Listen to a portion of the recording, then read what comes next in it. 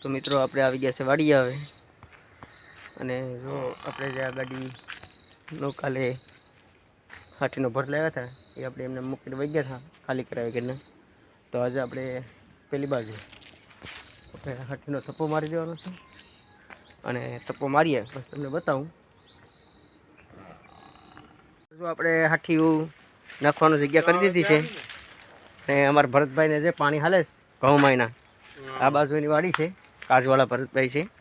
તો એ પાણીનો વારો આવી ગયો એટલે પાણીવાળો આવી ગયા છે અને એનો વારો પૂરો થઈ ગયા પછી આપણે જે ભાગમાં ઘઉં કર્યા છે એમાં આપણો વારો આવશે.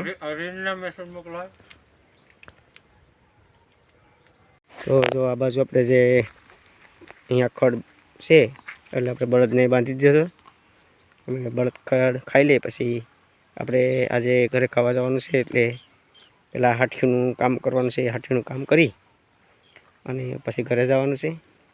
તો આ બળદને ઘડીક બાંધીએ તો આ બધી ખાઈ જાય અને આપણે એક ખડાઈ બાંધેલી છે અને જે વાસડો બાંધેલો હતો તે વાસડોને કોઈ શેરી જીવજંતુ અડી ગયું હોય કે કોને ખબર એટલે એ મરી ગયો છે. એટલે આપણી પાસે અત્યારે બે પશુ છે, એક બળદ અને એક ખડાઈ.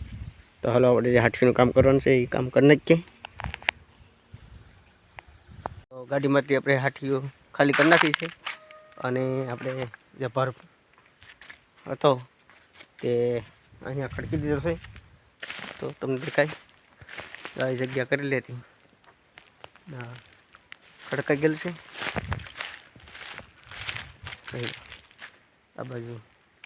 આ બાજુ બળિયાનું છે, બળિયા છે ચારી કોર